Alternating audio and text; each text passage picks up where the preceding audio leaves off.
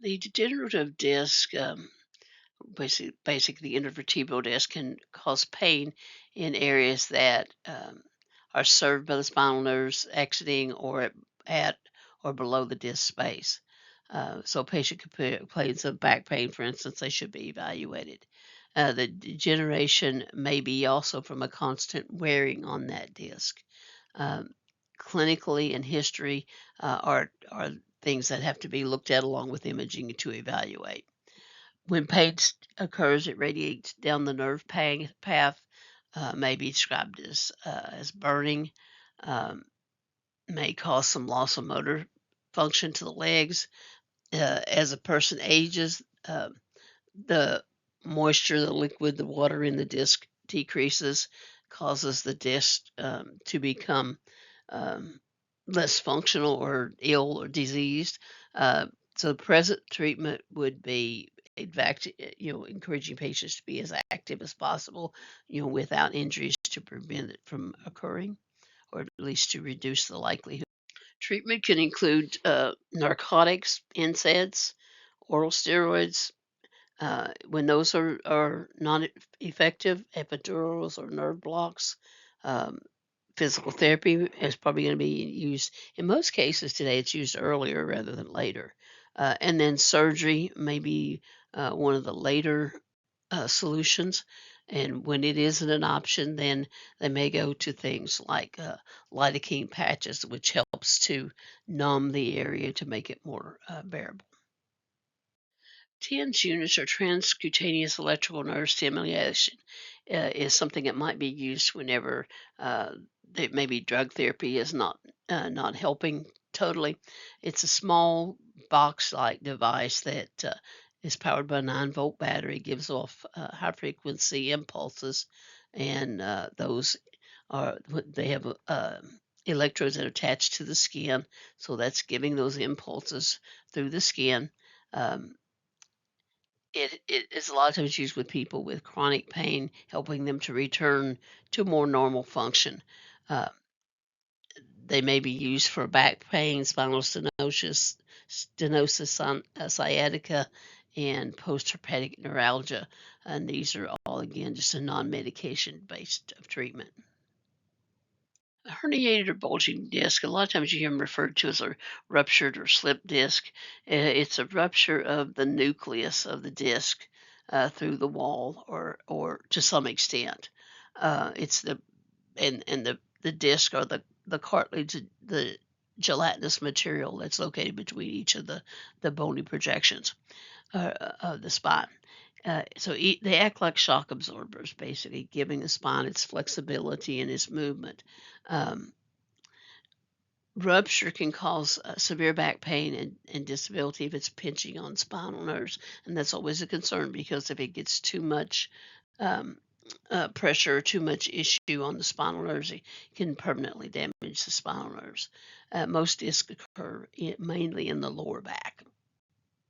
Herniated and bulging disc usually are from um, trauma over time.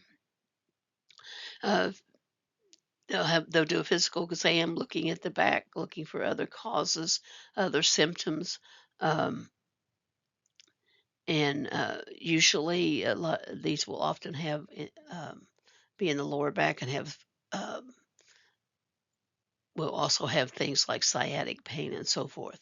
Um, so they look at the symptoms, look at the exam, and then they will usually use hot packs or cold packs and muscle relaxers and pain medications to relieve them. And and then the prognosis of it depends upon how much of an injury they have and what the length of time is that they've had it. The longer it is, the more potential damage. Sciatic nerve injury is another pathologic problem. It's all a lot of times caused by trauma or degeneration, or it can be from that ruptured disc.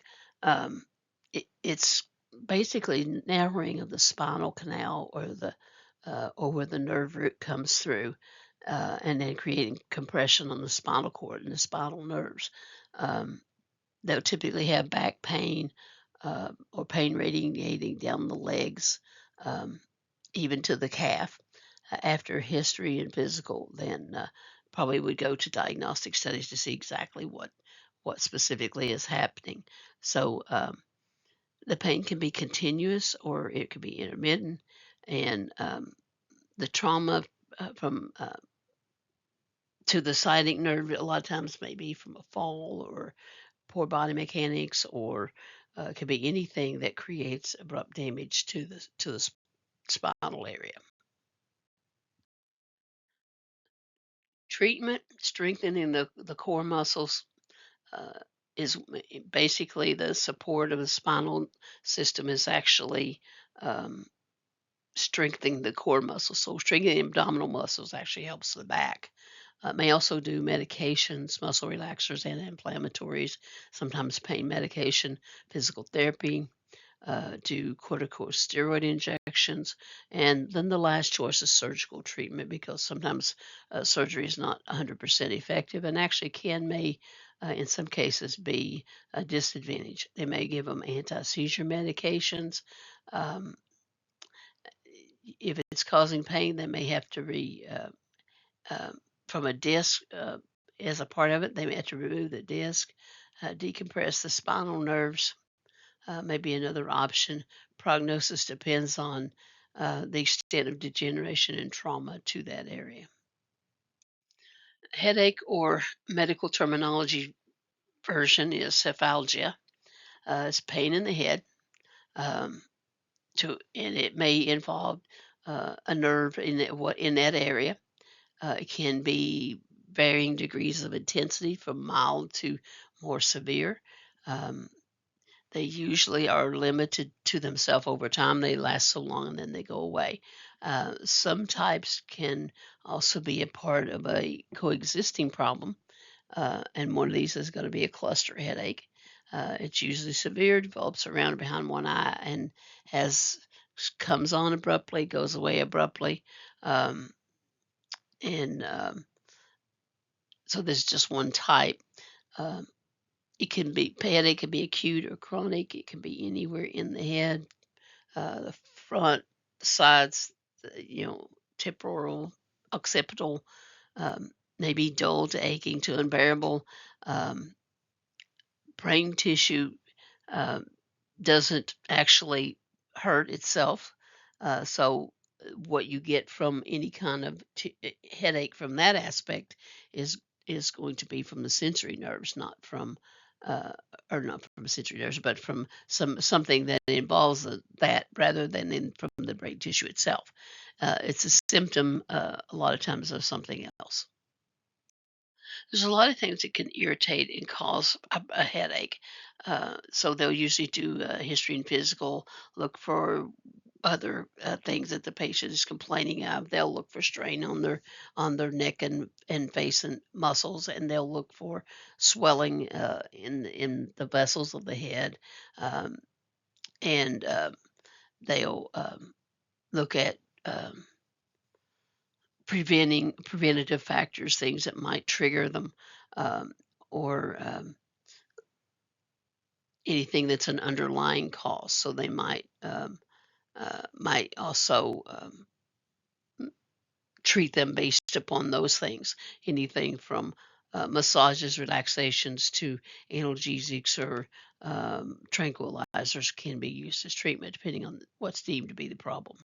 Migraines are a periodic severe headache that can be incapacitating for some patients. Usually has comes with other signs and symptoms. A lot of times it's nausea and vomiting, or anorexia, throbbing pain, visual disturbances. Any of those can, or multiple of those can be included. In medical history, there'll be a recurring cycle. Um, Typically with similar signs and symptoms. For some patients, they may see a visual disturbance, what's called an aura, before headache, or they can have a great deal of difficulty with light prior to a headache coming on. Um, they usually um, after or during them, they're going to feel really fatigued and irritable. They may have numbing on in one side of the body or in limbs on one side of the body. They may have dizziness. They may be confused. Um, the migraines themselves, it's really not unknown as to what really causes them. It could vary from patient to patient. So there's different reasons. There is a suspicion that um, simply by history that we see them in family members and we see them in the patient that there may be a genetic factor, inherited something that that causes them to develop these, and they run in families. Treatment for migraines: bed rest in usually a dark, quiet room, analgesics for the pain, uh, maybe a vasoconstrictor medication, antiemetics if they're getting nauseated. Then there's tryptophans, there's relaxation therapy, there's biofeedback. It can be different types of drugs that are used. And sometimes patients can determine a trigger that kicks them off. And if they can do that and avoid those things, of course, it's always beneficial. Um, and um, being being good at detecting the signs and symptoms of one coming on and trying to manage it at that point is also something it's considered beneficial. Epilepsy is a chronic brain seizure disorder. They'll have sudden episodes of intense electrical activity of the brain, and that causes the seizure activity. Um, and it is an involuntary muscle contraction um, episode or convulsion that usually comes with a disturbance in consciousness and sensory. They are not aware of anything. Um, the seizures are classified as partial or generalized. Patients can have what's called petit mal seizures or little seizures, or they can have grand mal or large seizures. Um, it depends on the degree in which their signs and symptoms present. Um, their level of consciousness, and so forth. In what's called the tonic phase, the body stiffens. They can bite their tongue. They'll have contraction of the respiratory muscles, and then they even turn a little blue. Um, so, in generalized seizures, it's uh, electrical abnormality within the brain and have the clonic tonic attack. Uh, in the clonic tonic, they may have a loud cry followed by falling to the ground and loss of consciousness. In static epilepticus, uh, in one seizure comes after another, uh, and in these cases, they're not recovering between seizures. And this is considered one of the more concerning things when they see seizure disorders in patients.